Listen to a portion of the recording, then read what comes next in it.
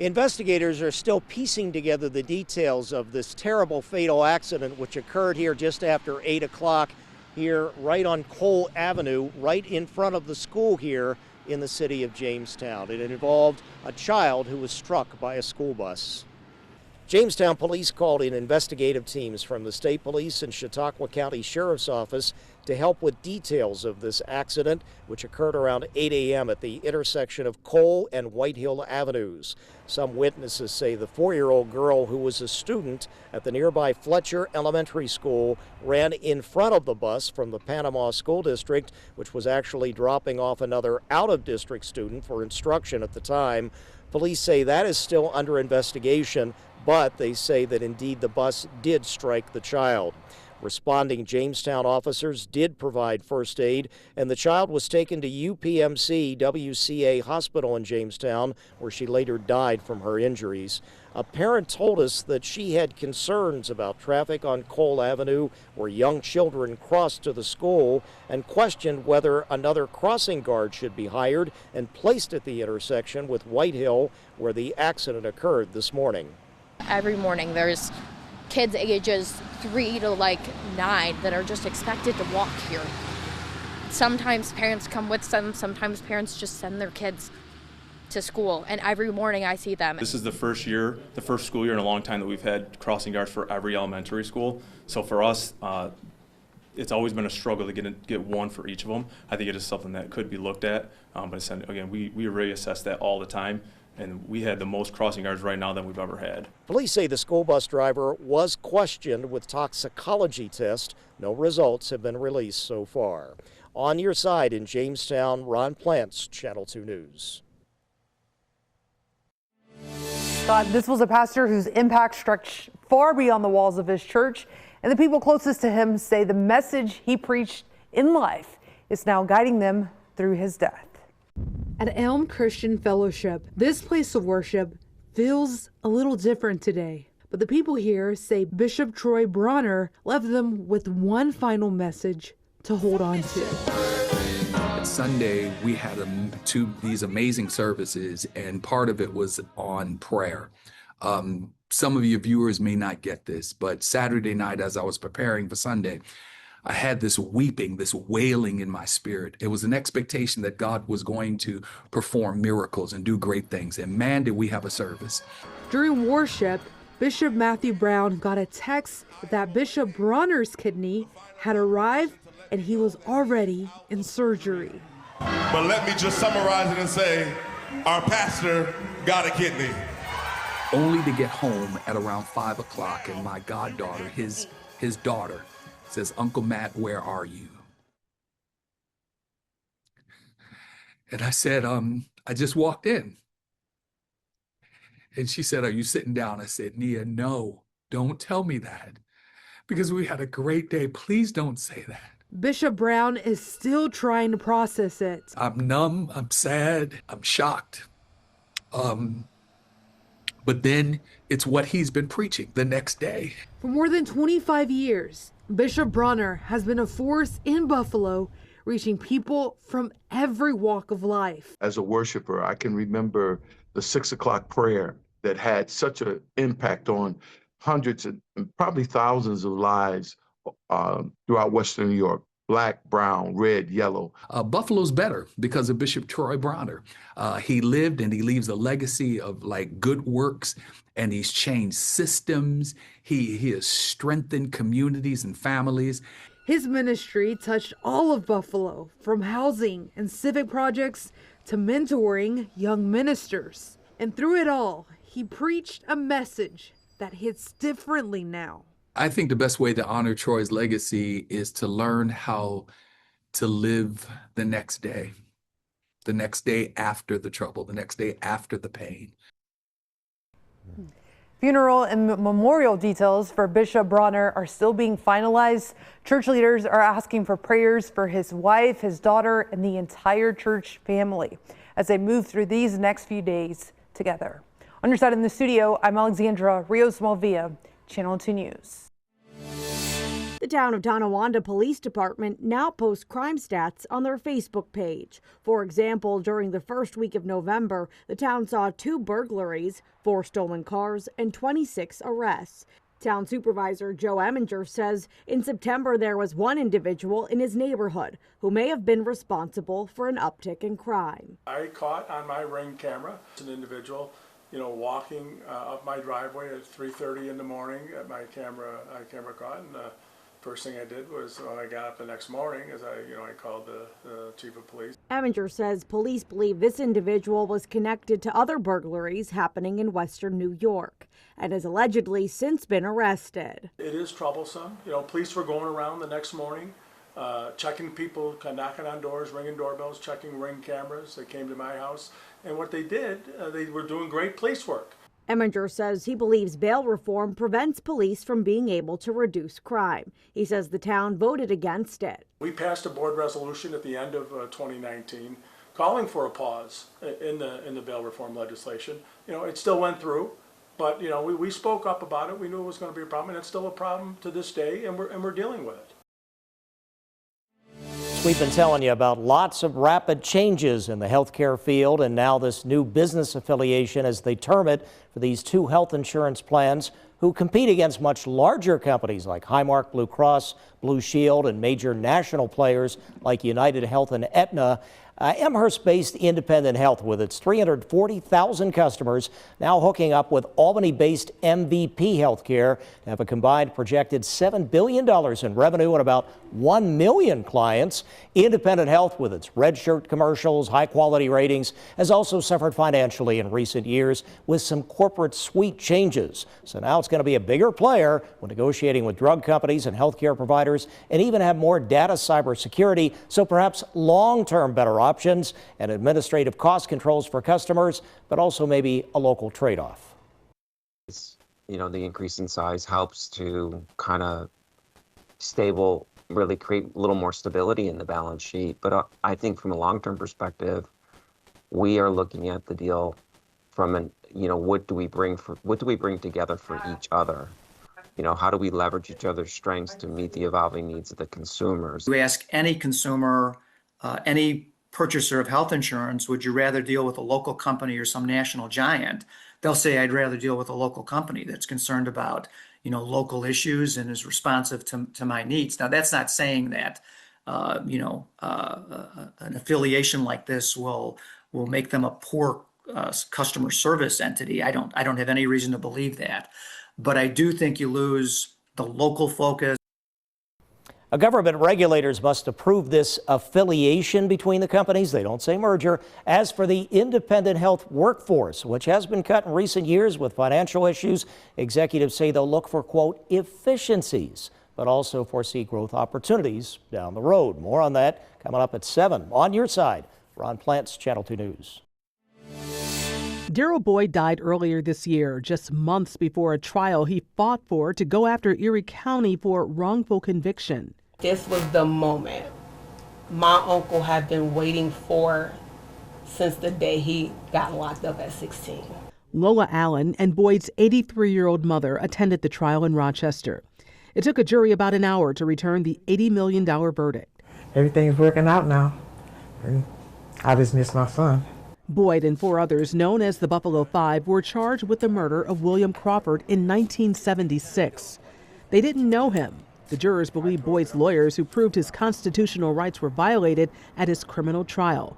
From 19 pieces of evidence not presented to prosecutors, inappropriate statements and closing arguments. And he was not going to stop, which he didn't, because he was fighting it until the day he died. The city of Buffalo already settled with Boyd for $4 million for the wrongful conviction because Buffalo homicide detectives withheld evidence about another suspect and used false information to charge the Buffalo Five. The $80 million verdict, believed to be the largest wrongful conviction award, has Erie County ready to appeal. The county attorney says that they will appeal, but first they will be making post-trial motions, which includes a request to reduce the judgment. This has been a long journey, and we're not asking for nothing but the right thing. On your side in Buffalo, Claudine Ewing, Channel 2 News. Collins Correctional has 2 campuses, one of which had already been mostly shuttered. The Department of Corrections will close the remaining dorm on the south compound and consolidate that operation into the north. State Senator Pat Gallivan's district includes Collins. The commissioner assured me that nobody will lose their position. Here in our own backyard, people that are located at one of the facilities will simply cross the driveway to go to the other. And the Department of Corrections notes that Bear Hill, now set to close in March, has other prisons nearby where its 293 workers can be employed, or at any of the other prisons across the state which remain severely understaffed after the governor fired 2,000 corrections officers for staging a wildcat strike early this year over unsafe working conditions. The state also notes that its prison population has declined in recent decades. There are fewer prisoners. You need as many prisons. Well, and I think therein lies, to me, this is really the sort of a larger thematic effort to have less people in jail, not because maybe they're committing less crimes, but because we've classified those crimes differently. We're not locking people up for crimes that we used to lock them up for in the past. The union, which represents prison guards, claims the prison population has actually increased in the last few years.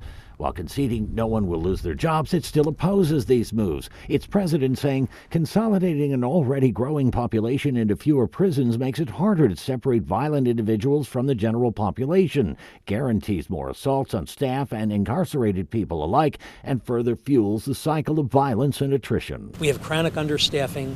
We still have the HALT Act is still in place. It severely handicaps the tools that correction officers have. We're still facing the violence and the contraband issues that we've seen. So there's larger problems that closing prisons just isn't going to solve.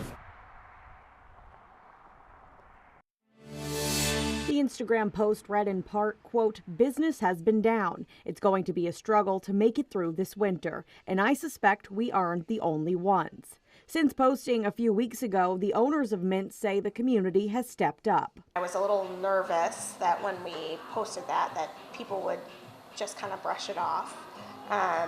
But we've gotten such a great response, and, we've kind of always been focused in our community and the Buffalo restaurant community, and it's really awesome to see that come back to us. Clancy adds other local business owners chimed in, agreeing with the message. We are definitely not alone in seeing a decrease in business. A lot of people that we've talked to, whether that be chefs, other business owners, bartenders, have just said, business is kind of down across the board. Buffalo Common Councilman Wyatt says he believes this is an important issue that the city needs to address. I just think that there should be some type of conversation and more integration with the community to talk about what types of things like this see. Wyatt says downtown has never fully recovered following the pandemic. How do we revitalize it? And it may not be something that's going to happen overnight, but it's got to be a plan that people can see, that bring density downtown. We want to keep people safe. We want to keep people from injury. According to East Aurora Police Chief Patrick Welch, that's the purpose behind a new law recently passed by the Village Board. Now we're able to actually take the e-bike from the child under 16, impound it, if you will, and assess a surcharge to remove that bike from the impound for the parent. The village law is expanding upon already existing state law, which prohibits anyone under the age of 16 from operating an e-bike. One of the biggest changes will be what it's going to cost you if your child is caught with an e-bike. Well, the first time that we take a bike from somebody under 16, it's $50 to remove from the village clerk's office, which will serve as the impound removal, if you will. The second time, $150. The third time, $250. And the fourth time, the police department will just move to seize the bike. And you'll also want to watch those lights. According to Chief Welch, the new law also requires e-bike users to have a headlamp and tail lamp lit at all times, which goes further than state law that only requires lighting at certain times of the day. The new changes come after a rise in e-bike complaints in the village. And we were getting complaints about the operation of these e-bikes, getting complaints about the lack of knowledge of the rules of the road. Chief Welch says the rise in complaints made it clear that the village needed tighter regulations. Hopefully, As a result of this new law, this local law, we're keeping children more safe. Thousands of motorists traveling down Route 5 every day can see it. Lots of people who like to walk along the waterfront can take a gander as well. But beyond that, most might not give a second thought to this structure hiding in plain sight nor its vital role. This breakwall, like others, was put in place years ago and continues to protect commercial shipping operations. But it also now protects millions of dollars of investments made at the outer harbor in just the last decade or so. In just the last few years, though, the southernmost part of the breakwall had taken a beating. Back in 22 and 23, we had some harsh winter weather, and we went out there with our survey team. We determined that there was about a 260 linear foot section that partially collapsed. Civil engineer Alex Goldbach describes the Army Corps' plan of attack to fix it. We're using a stability berm and a rubble mound approach. So what that means is there's about 3 layers of stones. There's the bedding stone, which is the smaller stone that's typically underwater. It creates the base. There's an underlayer stone, which is a little bit bigger than the bedding stone, and then there's the armor stone. Boulders, some of which are the size of a fire truck, being plucked from a pile where they sit at the Port of Buffalo, where the repair crew hired out of Michigan uses a barge to bring them out to the breakwall. Cost of this repair job, a little over $2 million. Weather permitting, they hope to have all the work done by late December. On your side at the Outer Harbor, Dave McKinley, Channel 2 News. Court documents obtained by Two on Your Side reveal the Buffalo Diocese agreement to sell St. Andrews in the town of Tonawanda to Child and Family Services for $1.4 million. The nonprofit's president and CEO, Elizabeth McPartland, says they plan to turn the church campus into a site for their schools, which provide special education services. We are here to serve the Western New York community. Our services have changed over the years. They have grown based on community need. So we're really excited to take this beautiful location and these buildings and really serve the community and do what it needs us to do. 2 other churches are also pending sale, not by Child and Family Services. St. Anthony in Lackawanna for $550,000. Our Mother of Good Counsel in Blaisdell for $630,000. These agreements come as the diocese continues its Chapter 11 bankruptcy process, following a tentative $272 million settlement with survivors of clergy sexual abuse. All along, we knew it was their strategy to take parishes and sell them and use the money for the bankruptcy. Mary Pruski with Save Our Buffalo Churches, a group fighting local parish closures, says the timing of these sales is no accident. They were clear in their decrees when they stated this was their intention. But a spokesperson for the diocese disputes that, saying in part, quote, "This process began even before the diocese filed for Chapter 11 following passage of New York's Child Victims Act." The diocese also added proceeds from parish property sales will be held in escrow in the parish's name and may be used for settlement purposes related to a parish's Child Victims Act liability. Pruski says the money from these sales should not ultimately be used to help the diocese settlement, but warns they will be watching closely. That money has to stay with the parish, so we are going to be watchkeepers.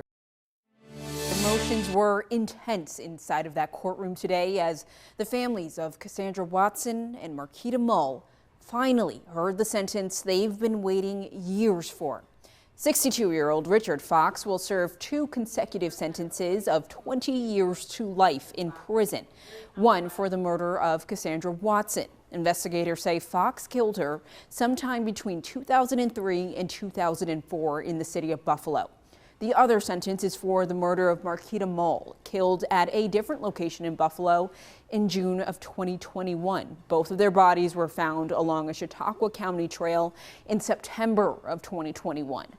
Judge Suzanne Maxwell Barnes did not hold back while delivering that sentence today, and neither did Mull's sister when addressing Fox inside of that courtroom. And this is the first time I have said this in my courtroom. I can honestly say that you should never see the light of day. Evil. That is the one word that sums up this case. Evil. Mr. Fox, I have closure. for what you did, because Andrew Watts and family had closure.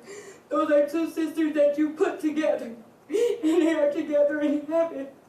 But if you harmed any other families, please give them closure, sir. We all deserve justice. You never get it out. Back in May, police discovered human remains in Fox's former Niagara Falls home. This is part of a separate case. He has been identified as a person of interest, and that investigation continues. Erie County District Attorney Michael Kane, speaking about the family, said in part, quote, he hopes that they can continue their journey towards healing with the knowledge that the defendant will spend the rest of his life in prison for these crimes. On your side, Alyssa Clausel, Channel 2 News. Darrell Boyd was one of what would be known as the Buffalo Five, 5 teens wrongfully convicted of a 1976 murder on Fillmore Avenue. It took jurors about an hour to come back with an $80 million verdict for the estate of Darrell Boyd. This was the moment my uncle had been waiting for since the day he got locked up at 16. His 83-year-old mother never gave up. Well, it made me feel great, but and look at all this thing they had to go through to get this. For no reason. She remembers the day her son was picked up for the murder of William Crawford on Fillmore Avenue. He spent over 2 decades behind bars and on strict parole. He died of cancer earlier this year. The trial revealed problems with police and the DA's office in the 70s. 19 pieces of Brady evidence that was withheld from his original trial back in 1977. Boyd's estate proved the prosecutor committed misconduct with inappropriate remarks during closing arguments, and jurors awarded the estate. You can't put a number on what's right, but $80 million definitely is something that we're grateful for. The county attorney says they will appeal, but first they will make post-trial motions, which includes a request to reduce the judgment. After seeing everything laid out, and if you were the jury having all this information in 1977, if you had all this information laid out in front of you, what would you say? On your side in Buffalo, Claudine Ewing, Channel 2 News. As we told you last week, U.S. Border Patrol, working with ICE and the Federal Enforcement and Removal Operations Unit, say they arrested 37 people at truck stops, like the Flying J here in Corfu, Genesee County, and the nearby TA truck stop, as well as the Clarence and Angola Thruway service plazas. They tell us the individuals were from a variety of countries in Europe, Asia, Central, and South America. And with that claim that they had no documentation to be legally here in the U.S., some were also found to have valid CDL or commercial driver's licenses from numerous states, including New York and Pennsylvania.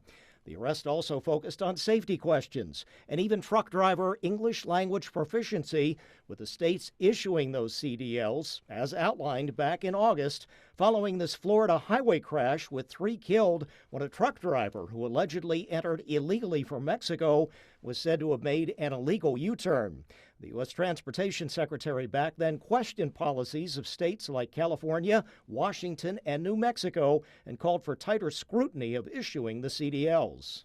It's my wish that these states understand the common sense nature of what we're doing and they comply and they become good partners. Today, we spoke with some truck drivers about the arrest and policies with these CDLs, which show a driver is qualified to operate a big rig. Some surprising answers with their claims. Why you think that is? Because some truckers, they never went to school. They just bought the CDL. And I had to go to school for a long time. There are a lot of different ways to do things under the table. You would just have to be in the business to understand how they do it. And a lot of times you will come across those drivers who, they shouldn't even be driving. We reached out to Governor Hochul's office on New York State's CDL policies and reaction to the arrest, and we're told New York State is in federal compliance and will work with federal law enforcement to crack down on criminal elements, but will not support, quote, attacks on New York communities. The State Trucking Association told us there are strict standards for work skills, authorization, and language proficiency, and drivers must be fully trained, vetted, and compliant.